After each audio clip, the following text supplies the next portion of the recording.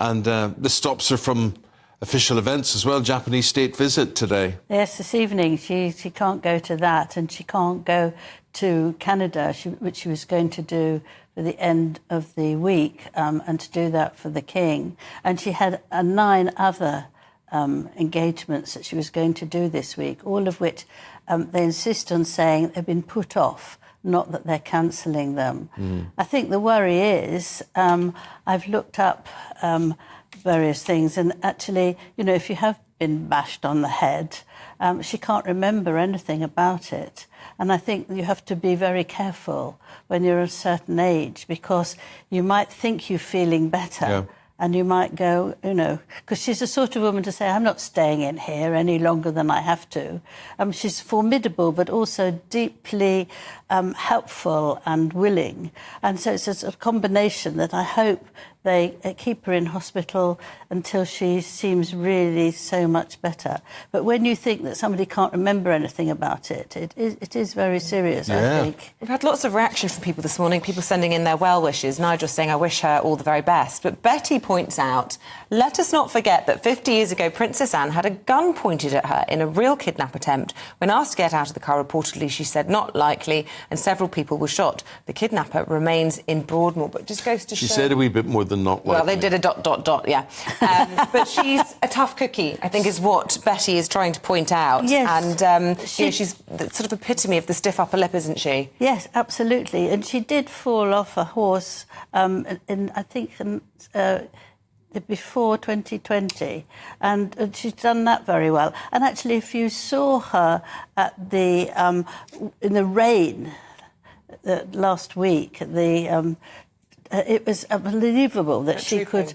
Yes, trooping the colour. It was unbelievable that she would do that in the pouring rain with her brother. She looked so strong and in control of it. But she's an accomplished horse person, really. I mean, you know, Olympic medalist and sports personality of the year as a result of her equestrian events. It's hard to understand quite where she would be, though. Nobody knows if she was on yet, whether she was on her own or whether she was with her husband. But he did go with her in an ambulance, and I think that you know, they have to look after her very carefully. But she won't want to stay there a minute longer.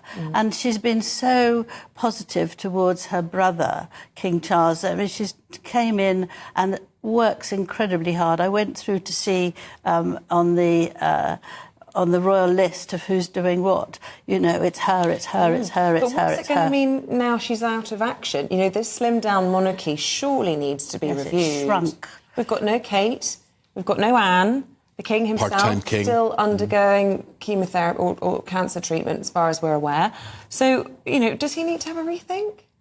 Well, I think that you just don't do all the engagements that you have, and I think that's very difficult. Isn't it? It is a shame, but the Queen, actually, she had 600 engagements that she had, and she was chair of and all that sort of stuff. So we don't actually need to have so many, but we do need to have enough. And the change between what she was doing and after her passing and going all down to King Charles does make a difference. You're very well aware of it, and I think the, you know, charities that need the royals to come along and boost people's interest in them, it is very, very difficult for them. What is the relationship between Anne and Charles, the King, like? Now it's very, very close. I mean, she was there for him all the time.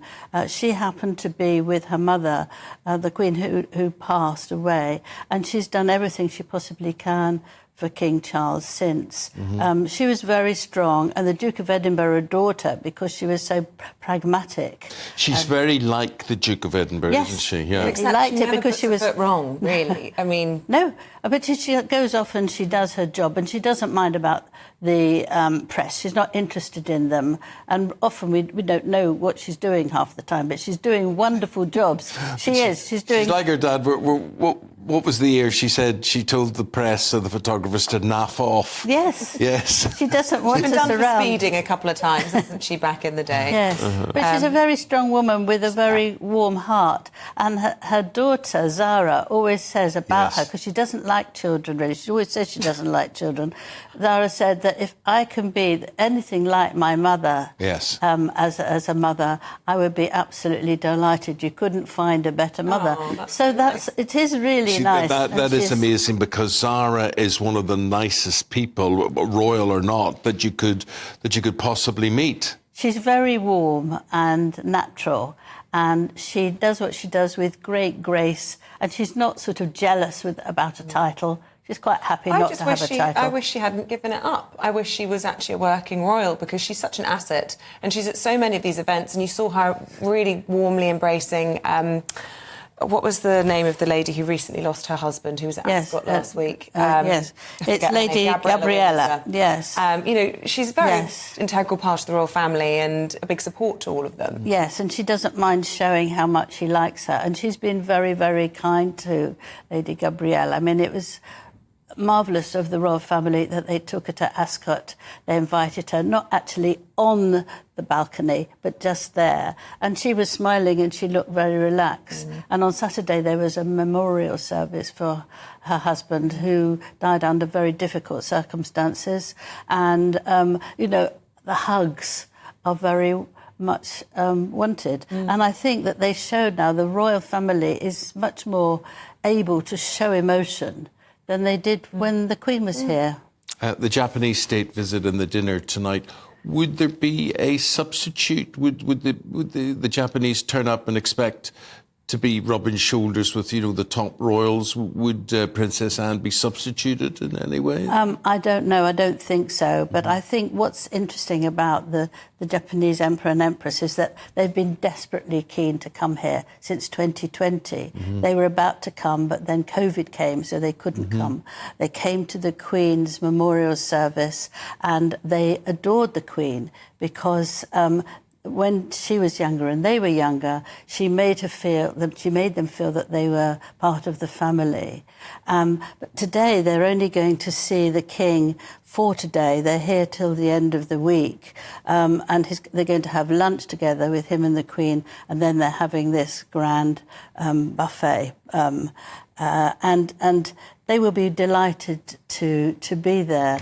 But what's very interesting is that they also going to Oxford University, because that's where they both studied and they got their degree. Really? And so they've got a real love of English people and England, and they're going to go to Windsor to see where the Queen died, and they care so much about this country and English people that it's really good that they could come. I wonder why they didn't cancel it, because they're only here seeing the King for one day, but they're going to do their other things. They're going to do all sorts of sightseeing and enjoy themselves. And they're having a buffet. Not a lunch. They'll walk with a plate and they'll go up to a counter. Isn't it a state banquet tonight? A state banquet tonight. No, it's but the lunch. today, I mean, you don't expect an emperor and empress to take a plate and queue and say, "I'll have a sausage roll, I'll have some coleslaw there." I don't think that they'll do that. No. So their idea of a buffet and ours would be two different things. Very different things. Yes. Lovely, Angela.